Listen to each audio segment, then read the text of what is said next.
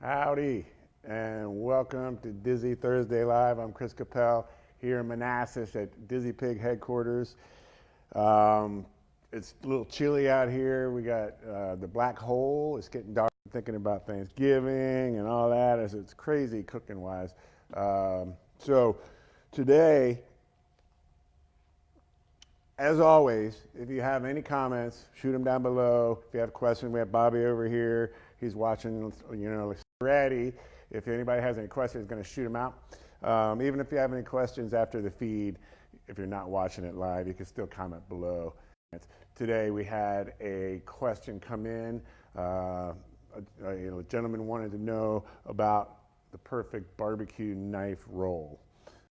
We've done 130 competitions with my knife roll, so really I've got everything in here that I need for cooking.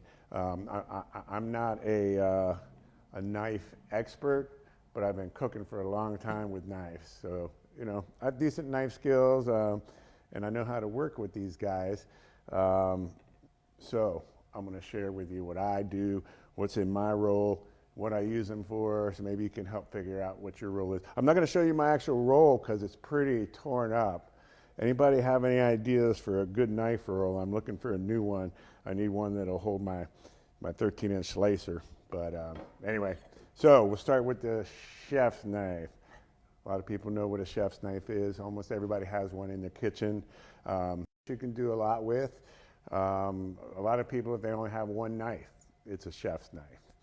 Obviously, I like to have a little more flexibility than doing everything with a chef's knife, but this thing it's great for onions, chopping, any kind of vegetables. And you can use it for anything. You can open a bag of potato chips with it. Handy knife if you're cutting, if you have to slice onions first, turn them on their side, and then start to dice them. It's a nice, easily and quickly. It's got a nice long flat blade. It allows you to get good, like nice slice of tomato or a nice even slice of onion. So that's a chef's knife. Pretty common. A utility knife. I think this one is actually sometimes called a flat boning knife. It's kind of like a smaller, like chef's knife. When you don't need the whole big flat surface, just a nice utility knife. You could actually use this for boning. You could use it for cutting veggies, peeling. Now this one and all the other ones that I have are Victorinox, which is the knives. And we've been using these in competition for all those years, and I'm still using the same knives. They're a lot less expensive than like a Wusthof or Henkel's or some of the really fancy Japanese knives that you see flying around. And I love those fancy knives. I would love to have a whole cool set of my own of the Japanese blades and all these very cool, expensive knives that they have out there. And that's an option if you have money and like you like to collect really nice things. But for my purposes, I've enjoyed these Victorinox knives with the Fibrox handles, and that's why we carry them here at the Dizzy Pig Barbecue Supply Store, because I love them so much. Easy to sharpen. So that's our utility knife. Then we have a curved boning knife. Now I use this thing a lot. I use it for deboning an animal. Obviously, it's a boning knife. So if you're say deboning a whole chicken or something like that, it's a great way to get in the joints. It's also good for kind of fine trimming of meat. You can use all these knives for a lot of things, but maybe if you're dejoining a bird or anything has to do with a bone, trying to take the meat off of a boning knife is always in my bag. Then we go on to the butcher's knives. I've got like two sizes here. This one I believe is a 6 or 7 inch. Very light, easy to handle. For cutting apart pieces of meat, say you have a whole pork loin and you want to make pork chops out of it, or you have a whole ribeye and you want to cut ribeye steaks out of it. This is a great way to go. Easy to handle. Also for trimming membranes, for trimming fat on the surface of the meat, because you have a straight area here and then you have a curved area going around here. So that allows you to, to work in the crevices and around curves, but also to get a nice straight cut if you're, say, cutting off a whole membrane and you need to get that straight line thing going. Also, I use this to separate the point and the flat on the brisket. When it's raw or after it's cooked, I'll use this knife to go and find that line, that fat line, in between the flat and the point of the brisket. Then we have a larger, like, butcher knife. So if you have a larger cut of meat, like a big brisket, this small knife might not quite do it. So I've got a large, I think this is a 12-inch blade. I'll have to hold it up to my foot and see. These are the butcher's knives. Another one that's became my favorite, and I still remember the day that I bought my first, like, scimitar knife, and this is the one. All the guys on the barbecue team cut themselves with this knife the first day we had it. I don't know if they just kind of weren't used to that point on the top, but this thing got everybody. It's a very cool knife. I think it's, like, designed after these old, like, scimitar swords.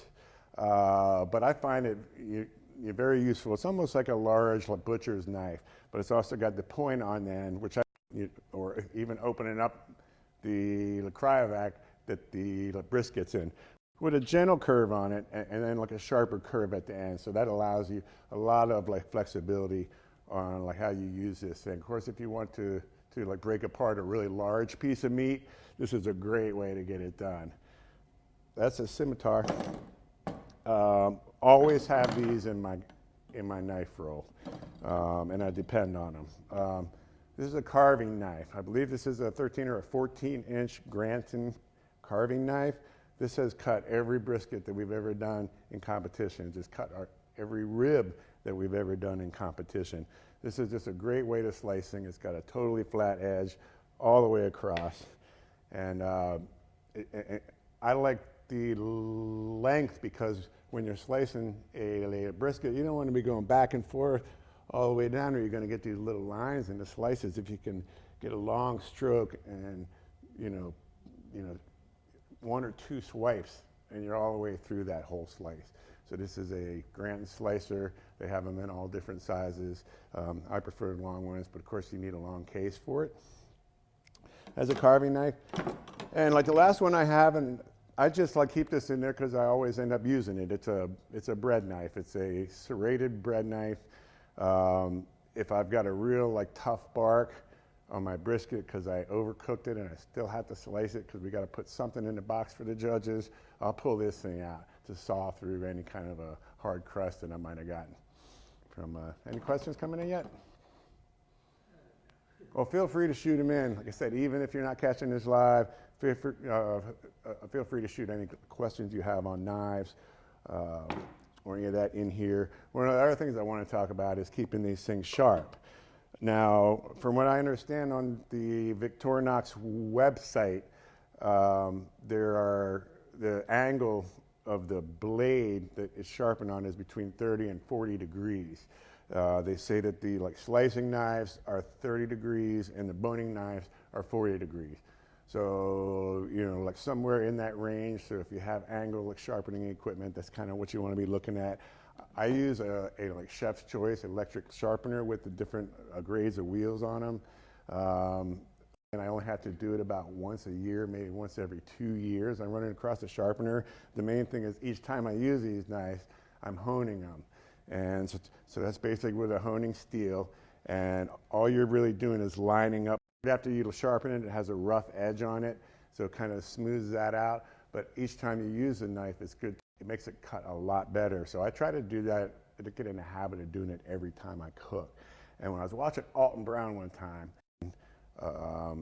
instead of just going over and over like this, do 3 or 4 on one side, all depending on how many you think, but I do say 3 on one side, and then turn it and go 3 on the other side, and then 1. People hone their knives towards them like this, and I know there's like something on here to protect your hand. I don't like the idea of pulling a knife towards myself, So it's been a habit of mine, and the way I learned or the way I taught myself was doing it away from me. But the main thing is that you get your 30 to 40 degree angle, and make sure you have enough angle on it or you're not doing anything. And it's a good sharp knife there. So any questions, shoot them in. These are our Victorinox knives.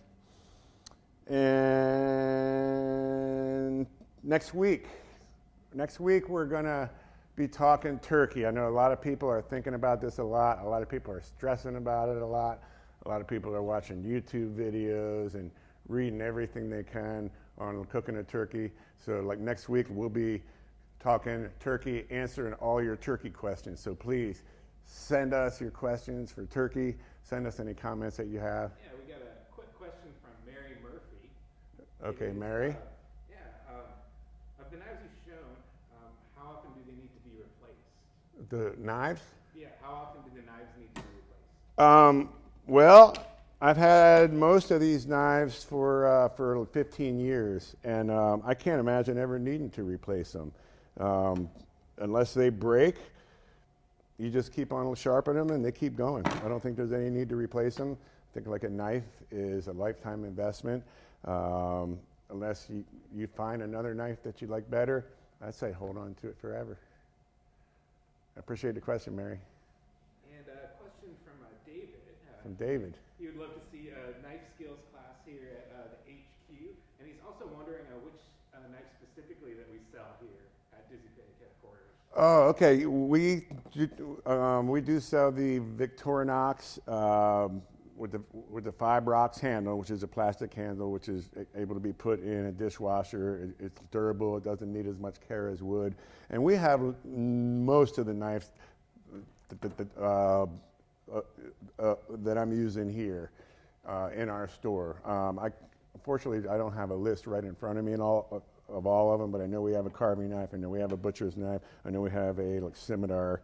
And we also have our shears, which I didn't even talk about. You need to have a good set of kitchen shears. This is what I use for spatchcocking turkey and for cutting all kinds of stuff. So once again, any other questions you have on knives, shoot them in. Oh, we got more stuff coming in. All right. We got one more question here from our friend Brian Walrath. Brian Walrath, I know that guy. Yeah, he's asking, what's your go-to knife for turkey? It's turkey time coming up right now. For turkey, okay, yeah. So I got my turkey. It's on the table. It's brown. It's smelling beautiful. Everybody's hungry. Well, what am I going to use? I'm going to use a butcher's knife in order to take the breast off and in order to get the legs off. I'm going to cut the wings out by the joint, and I'm going to cut the breast meat off all in one piece with the skin. I'm going to go right down that spine on the middle of the breast, and I'm going to pull that whole piece of meat off.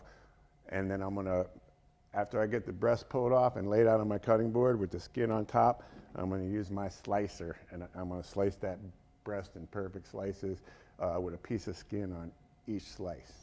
So that's what I'm going to use for turkey brine. Appreciate the send them in no matter how crazy they are. There's no bad question here.